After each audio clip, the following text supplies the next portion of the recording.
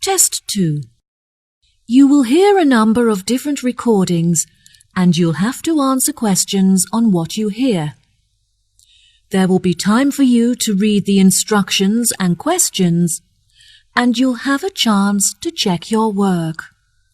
All the recordings will be played once only. The test is in 4 sections. At the end of the test, you will be given 10 minutes to transfer your answers to an answer sheet. Now turn to Section 1. Section 1. You will hear a man who has just retired telephoning a part-time society to ask about membership and activities. First, you have some time to look at questions 1 to 5.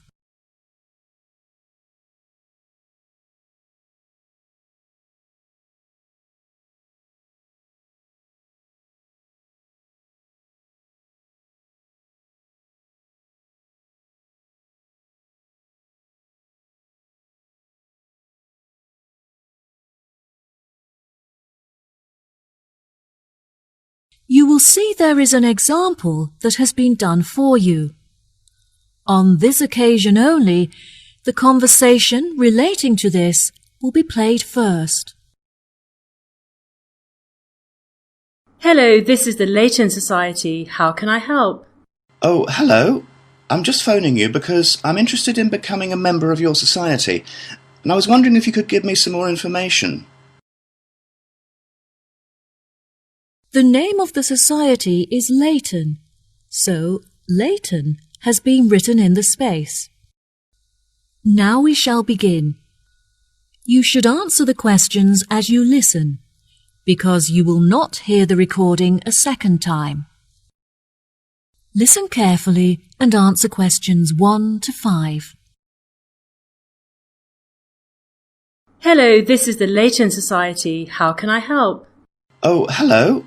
I'm just phoning you because I'm interested in becoming a member of your society, and I was wondering if you could give me some more information. Of course. What would you like to know? Well, first of all, I'd like to know where you hold the club meetings, as I'm not very mobile anymore, and I'm looking for somewhere that's within walking distance of my house. Are you still down at the old boathouse? No, we moved away from there a while ago. Meetings are now held at the clubhouse. Oh, brilliant. That's only 5 minutes from me. Do you require members to have any skills or experience? No, there is no experience required. We have plenty of female singers and actresses, but we don't have many men who can play the male roles. We are looking to resolve this, and are especially interested in recruiting male actors and singers. I've never sung professionally, but I'm very keen on it, and I've been told that I'm talented, so I think this would be a good fit. Do you organise coaches to transport members to practice at the theatre? Unfortunately, the club does not have sufficient funds to organise transportation, though this is something we are working towards. We are currently looking for members who can drive so that we can organise car sharing. Members who are able to shuttle people in their cars will obviously be compensated for their petrol usage. I don't drive, but I'd be happy to contribute some money in order to use the shuttle services. Yes, that is no problem. Are you aware of when the meetings take place? No, I couldn't find the meeting times on your website. We hold meetings from 6 to 8 p.m. every Tuesday. Ah, that's lucky. I go to a debating club every Wednesday, so I'm glad that it's on a different night so I can attend both. Do you operate year-round? We used to close during December for the Christmas period, but we found that a lot of members wanted to continue their practices during this time. We operate for most of the year, but we do, however, close for August because the weather gets so hot that we are unable to practice comfortably. This may change when we have enough funds to operate the air conditioning. Before you hear the rest of the conversation, you have some time to look at questions 6 to 10.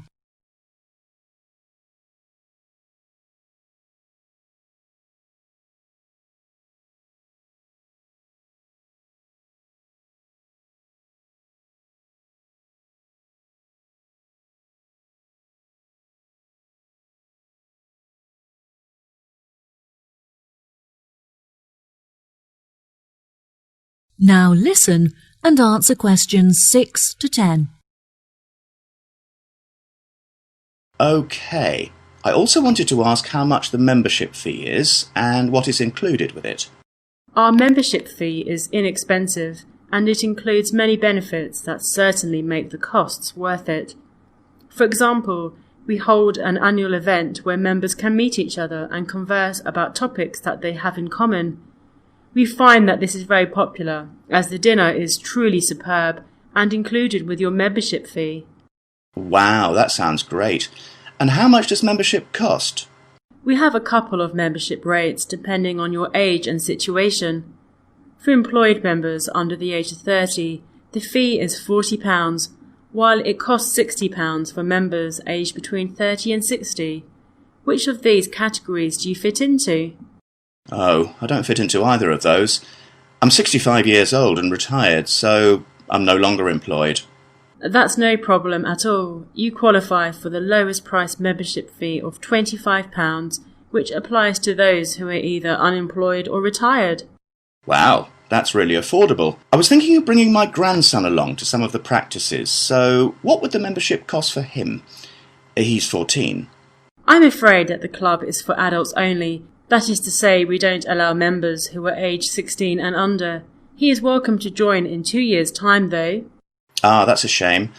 I guess I can wait and buy him a membership for his birthday present. Yes, what a good idea. I was hoping I could bring him with me so I have someone there to talk to. I'm worried that I won't have anything in common with the other members. I'm sure you'll fit in just fine. All our members are very friendly and interested in culture and music. Most of the people involved are modern authors looking for new experiences to write about in their books. You could read some of their books so you have something to discuss with them. That's a good suggestion. I'll definitely do that. I'm really looking forward to attending the annual dinner, so I can meet new people and hopefully make some friends. Absolutely. Everyone has a great night, and it's all for charity, as all of the money raised from this event is donated to the Children's Hospital so they can buy toys and clothes. Wow, what a great cause. Well, I will definitely be popping in soon to arrange my membership. Thank you for all of your help. No problem at all. Goodbye. Bye. That is the end of section 1. You now have half a minute to check your answers.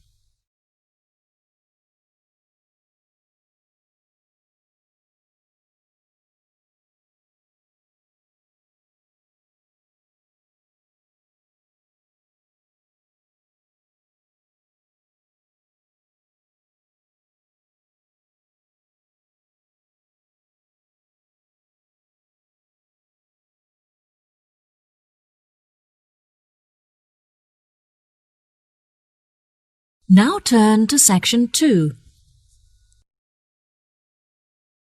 Section 2.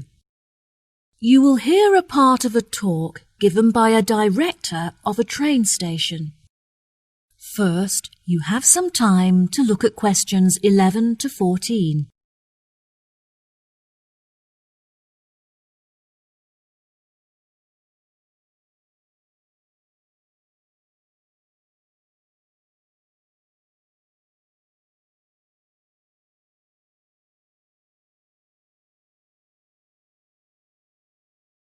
Now listen carefully and answer questions 11 to 14. Hello, and thank you for attending this meeting. I have called it to discuss station matters, as there have been a number of changes made, and I want to ensure that you are all filled in. Well, as I'm sure you will all have heard, there are plans underway to make some alterations to the station complex.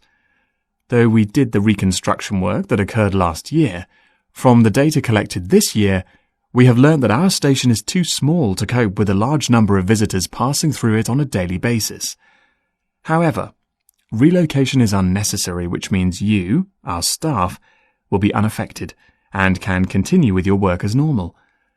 We have decided that our only option is to make the area bigger by building new platforms and new facilities, such as cafes and lounge areas. We have already purchased the site on which these new facilities will be constructed. We had initially planned to build on the site of the old industrial buildings.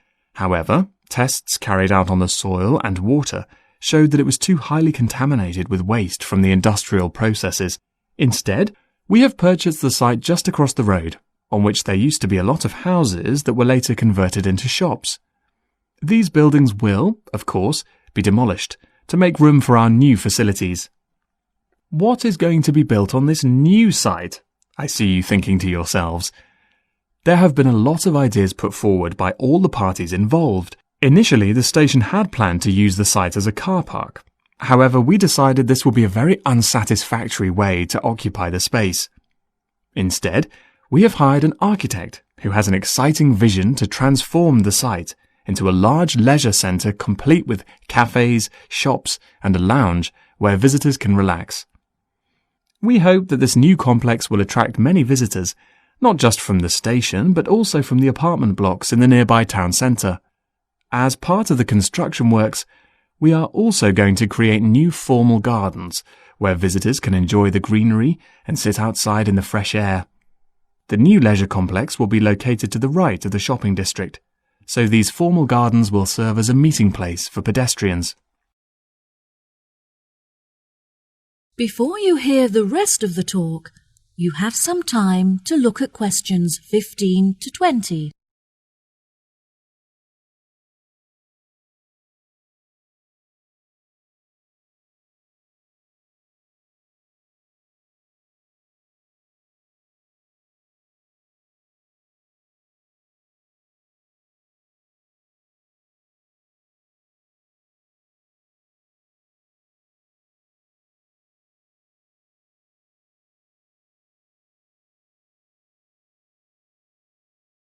Now listen and answer questions 15 to 20.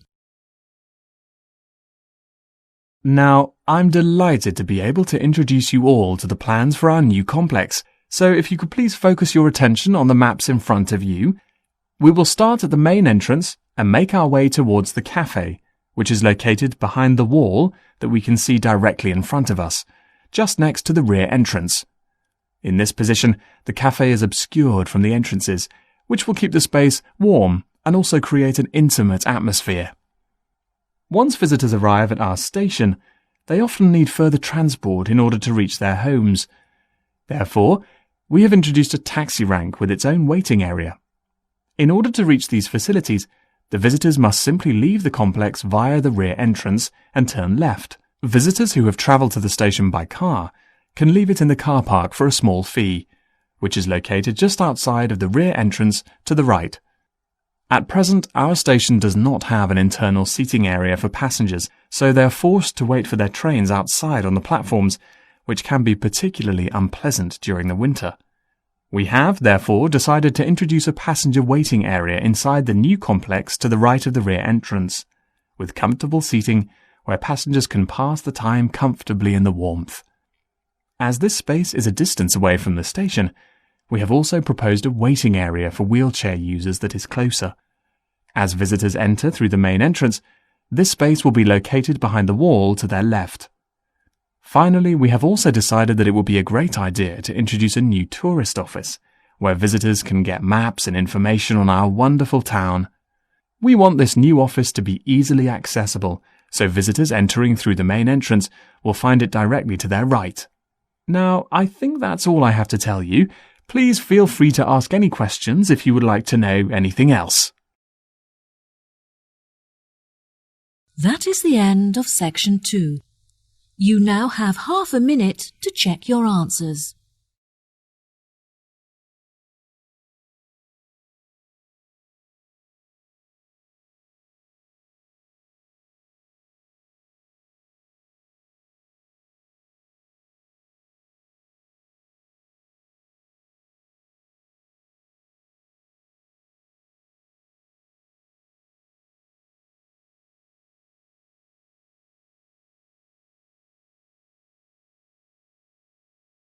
Now turn to section 3. Section 3. You will hear 3 students discussing an experiment they're interested in. First, you have some time to look at questions 21 to 25.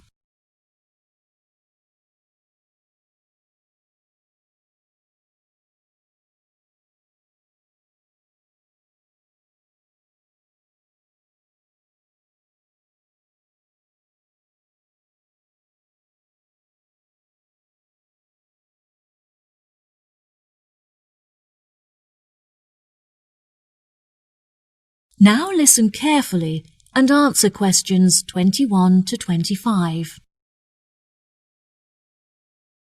Oh, hi Jen and Irene. Are you two heading to class? Hey, Bill. Yes, we're just walking there now. We're a little bit early, but we wanted to prepare our apparatus for the experiment. Do you want to walk with us? Yes, sure. It'll be good to catch up. How is everything going with your experiment? Have you decided what your test subject is yet? It's going really well, and we're conducting the test as laboratory partners. We've decided to test the effects of gravitational force on a series of objects with different densities. It's interesting, but it's a lot of work. I've been planning the experiment for the last 2 weeks, and I only finished yesterday. Gosh, Irene, I'm really impressed by how hard-working you are. I enjoy chemistry so much that it doesn't feel like work. Whenever I have some free time at the weekend, I spend it in the laboratory working on it. It almost feels like a second home to me. How about you, Bill? Who is your laboratory partner? The tutor partnered me with Kim. At first I was worried because I've never worked with him before, and I was worried that he wouldn't be very good at laboratory work. But actually, he's very capable. I've noticed that he's always very well dressed. Yes, he's very stylish, and we share the same tastes in clothes.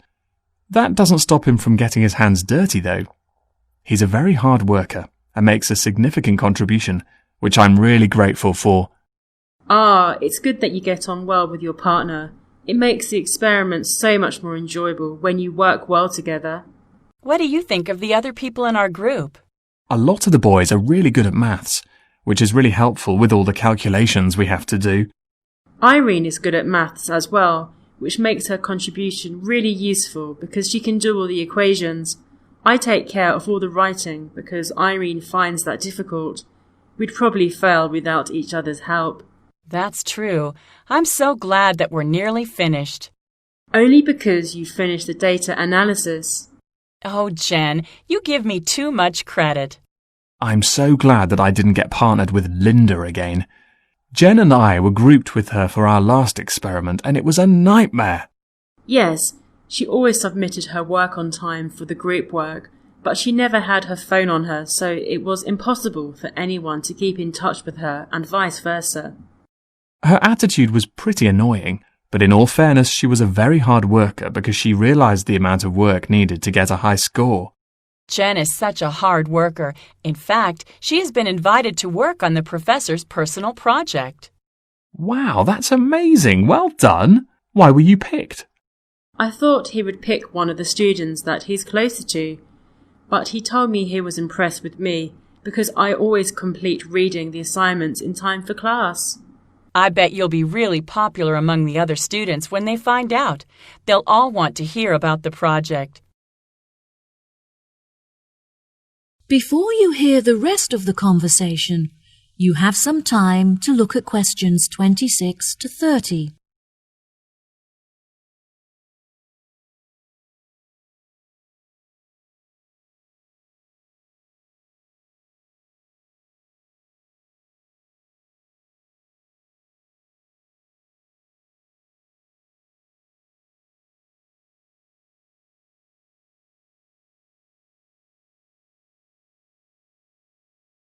Now listen and answer questions 26 to 30. You should give everyone tasks so that they have the opportunity to participate. That's a really good idea, actually. Will you help me decide who to assign each task to? Of course. Now let's see. Well, as Irene finds writing difficult, perhaps it would be useful for her to practice that by doing the bibliography. I think the bibliography is a bit long for me. I think I'd be better suited to the methodology. Yes, that makes sense. Bill, you've told us that Kim is a hard worker, so I think he should be tasked with the conclusions, as there is quite a lot of effort involved. Okay, sure. I know that Kyle hasn't been feeling well, so he should take care of the abstract and the acknowledgement, because there is very little work to be done for those tasks. Jen, do you want to review some of the literature? It's a lot of work, but I know that you really enjoy writing, so I'm confident that you'll do a good job. Sure, sounds great. Right, so that leaves the bibliography and the discussion to assign. I think that Linda will struggle with the amount of work involved in the referencing, so perhaps I should take care of that task, and she can do the other one? That's great, guys. Thanks for your help. I'll tell the tutor when he arrives. That is the end of section 3. You now have half a minute to check your answers.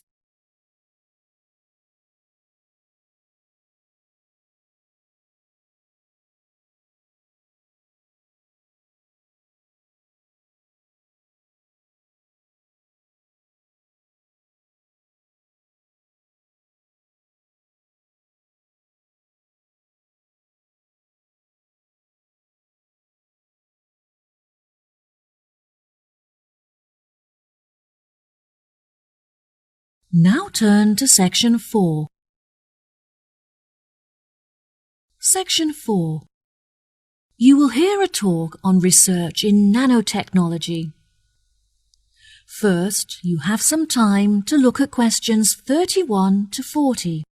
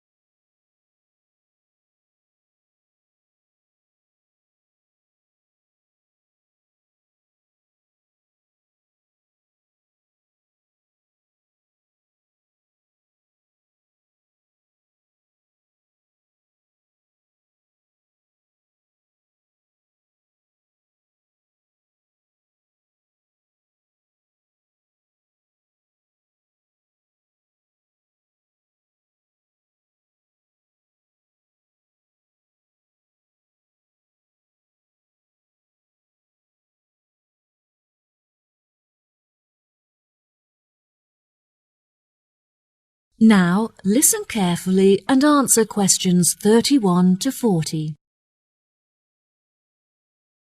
Good morning, everyone. Welcome to the second lecture in our series on modern technology. Today I'll be discussing the recent developments in nanotechnology in addition to its applications in a number of environments, such as domestic and medical. First of all, I'd like to begin with a short explanation of what nanotechnology is. It is the manipulation of matter on an atomic, molecular, and supramolecular scale. Because of its limitless applications and uses, the government has invested billions of dollars into the research and development of nanotechnology in order to explore its potential. It is only recently that we have been able to engage in the development of nanotechnology, since the particles are so minuscule that a new type of microscope had to be invented to enable us to see them. Many of you may not realize that we all use nanotechnology in our homes as a part of our daily lives. For example, a new dietary supplement uses nanotechnology in order to help our body to absorb iron from our diet more efficiently, which can help to prevent anemia. This technology also makes it easier and cheaper for factories to produce foods such as chocolates, as the nanomolecules help the food to meet our recommended daily intake of certain vitamins and minerals. This may sound odd, but in fact it just means that the food is healthier and cheaper and has increased flavour. Another application for nanotechnology is in the agriculture industry. In the past, farmers have been using many artificial chemicals to fertilise the soil, which is extremely bad for the planet, as it contaminates the water that we drink. By using nanotechnology, scientists have been able to develop a spray which increases the efficiency of fertilizers that occur naturally in the soil. This means that a lot more food can now be produced per square hectare, making it cheaper and more efficient to grow without harming the planet. One of the industries upon which nanotechnology has had the biggest impact is the production of pharmaceuticals. One of the most commonly occurring illnesses is food poisoning, as many foods have naturally occurring contaminants that can be harmful if eaten without being thoroughly cooked. Nanotechnology makes it possible for us to sterilize the food and make it safe to eat by killing these bacteria. A major success in the use of nanotechnology in the medical field is in the treatment of cancer. Researchers have found that they can attach medicine to nanoparticles, which are then injected into the body and enable the therapeutic drugs to be absorbed into the veins. These drugs then travel throughout the blood system and target cancerous tumours. Scientists have also discovered that certain metals contain nanoparticles that have antibacterial qualities with the ability to destroy over 650 types of bacteria. These metals are used, for example, on fridges to prevent the growth of bacteria. They can even be woven into materials to create clothing that is self-cleaning and has an attractive metallic appearance. The most popular of these materials contains silver, which naturally has the strongest antibacterial qualities. These clothes have a special tag on them to show that they use nanotechnology, so keep a lookout for them next time you go shopping. Another observation made by some researchers showed that certain types of nanoparticles called splifferines can destroy fat tissues and therefore stimulate fat loss without the need for dieting or exercise. They are currently developing a supplement that can be ingested in order to help dieters with their weight loss programs. It is predicted that these supplements will be on the market by 2020. I would like to finish today's lecture with a final example of a domestic application for nanotechnology: cosmetics. Nanoparticles are used in many makeups and body lotions, but they have the greatest effect in sun cream. Ultraviolet rays given off by the sun are a serious cause of skin cancer, but the nanoparticles in sun cream protect the skin against the sun by blocking the ultraviolet radiation from entering the body. This is why you must always wear suntan lotion on the beach. Now, I'd be happy to answer any questions you may have. That is the end of section 4. You now have half a minute to check your answers.